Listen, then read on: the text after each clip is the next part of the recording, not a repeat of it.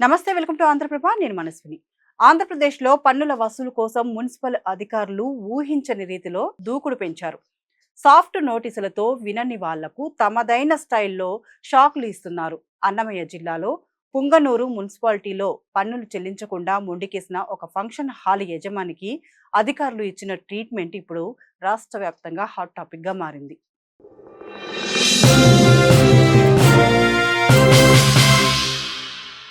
నిబంధనల ప్రకారం ఏ ఫంక్షన్ హాల్లో అయినా శుభకార్యం జరిగినప్పుడు బల్క్ వేస్టేజ్ తొలగింపు కింద మున్సిపాలిటీకి 300 కట్టాలి.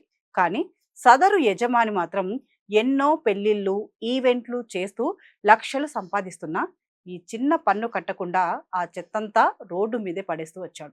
స్థానికులకు ఇబ్బంది కలగకూడదని మున్సిపల్ సిబ్బందే ఇప్పటి వరకు ఆ చెత్తను క్లీన్ చేస్తూ వచ్చారు. బకాయిలు కట్టాలని ఎన్నిసార్లు నోటీసులు పంపినా యజమాని లైట్ తీసుకోవడంతో అధికారుల ఓపిక నశించింది.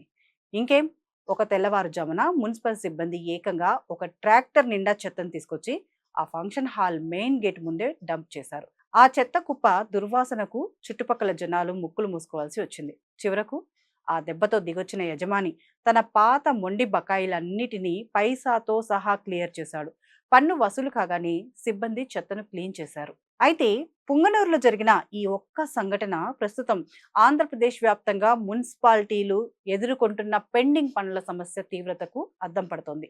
ఎందుకంటే రాష్ట్ర వ్యాప్తంగా పట్టణ స్థానిక సంస్థలు, కార్పొరేషన్లలో ఏటా వేల కోట్ల పన్ను బకాయిలు కొండల్లా పెరిగిపోతున్నాయి. ప్రజల నుంచి ఈ ట్యాక్స్ వసూలు చేయడానికి ప్రభుత్వం నానా ఇబ్బందులు పడుతోంది. అసలు పన్నులు వసూలు కాకపోతే నగరాల్లో కనీస సదుపాయాలు కల్పించడం కూడా మున్సిపాలిటీలకు కష్టంగా మారుతోంది. ఈ పరిస్థితిని మార్చడానికి, మొండి బకాయిలను వసూలు చేయడానికి ఏపీ ప్రభుత్వం ఇటీవల ఒక సంచలన నిర్ణయం తీసుకుంది. మార్చి 16, 2026న మున్సిపల్ పరిపాలన, పట్టణాభివృద్ధి శాఖ జీవో నెంబర్ 58 ద్వారా ఆస్తి పన్నుపై పేరుకుపోయిన వడ్డీలో ఏకంగా 50% వన్ టైం మాఫీ ప్రకటిస్తూ వడ్డీ తగ్గింపు పథకాన్ని తీసుకొచ్చింది. అయితే ఇందులో ఒక కఠినమైన ట్విస్ట్ పెట్టింది. ఈ ఆఫర్ వర్తించాలంటే పన్ను చెల్లింపుదారులు తమ పూర్తి అసలు బకాయితో పాటు మిగిలిన 50% వడ్డీని మార్చి 31 లోపు ఒకేసారి చెల్లించాల్సి ఉంటుంది. ఈ డెడ్ లైన్ దాటితే ఒక్క రోజు కూడా టైం పెంచేది లేదని సర్కార్ తేల్చి చెప్పింది. ఈ స్కీమ్ తెచ్చి 2 వారాలు దాటుతున్నా కేవలం వడ్డీలోనే కొంత డిస్కౌంట్ ఇస్తుండటం, గడువు చాలా తక్కువగా ఉండటంతో జనం నుంచి రెస్పాన్స్ అంతంత మాత్రంగానే ఉంటుందని నిపుణులు భావిస్తున్నారు. రాష్ట్రంలో పన్నుల వసూళ్లు ఎంత మందకొండిగా సాగుతున్నాయో అధికారిక గణాంకాలు చూస్తే క్లియర్ గా అర్థమవుతుంది. 2025-26 ఆర్థిక సంవత్సరానికి గాను రాష్ట్ర వ్యాప్తంగా ఉన్న మొత్తం ఆస్తి పన్ను డిమాండ్ 4,904 కోట్లు కాగా ఇప్పటి వరకు వసూలైంది కేవలం 2,215 కోట్లు మాత్రమే. అంటే టార్గెట్లో కేవలం 45% మాత్రమే రికవరీ అయింది. ఇంకా దాదాపు 55% అంటే 2,688 కోట్లు బకాయిలుగా మిగిలే ఉన్నాయి.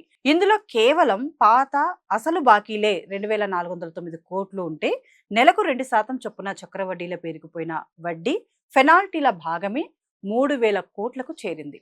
ఈ భారీ భారాన్ని వదిలించుకోవడానికే ప్రభుత్వం ఈ వడ్డీ మాఫీ పథకాన్ని ఒక అస్త్రంగా ప్రయోగించింది. ఈ స్కీమ్ ద్వారా ఆర్థిక సంవత్సరం ముగిసే నాటికి కనీసం 500 కోట్ల నుంచి 600 కోట్లైనా రాబట్టాలని అధికారులు టార్గెట్ చేస్తున్నారు. మున్సిపాలిటీలకు 80% ఆదాయం ఈ ఆస్తి పన్నుల నుంచే వస్తుంది కాబట్టి ఈ మార్చి ఎండింగ్ లోపు బ్యాలెన్స్ షీట్లను సెట్ చేయడానికి జీవో 58 స్కీమ్ను ఆఖరి ప్రయత్నంగా వాడుకుంటున్నారు. పన్నులు కట్టకుండా తప్పించుకుంటే మున్సిపల్ యాక్షన్ ఎంత సీరియస్ గా ఉంటుందో పుంగనూరు ఘటనే ఒక హెచ్చరిక అని చెప్పుకోవచ్చు. అందుకే మీరు కూడా ఏవైనా బకాయిలు ఉంటే ముందే చెల్లించుకోండి, లేకపోతే ఇబ్బందులు తప్పవు.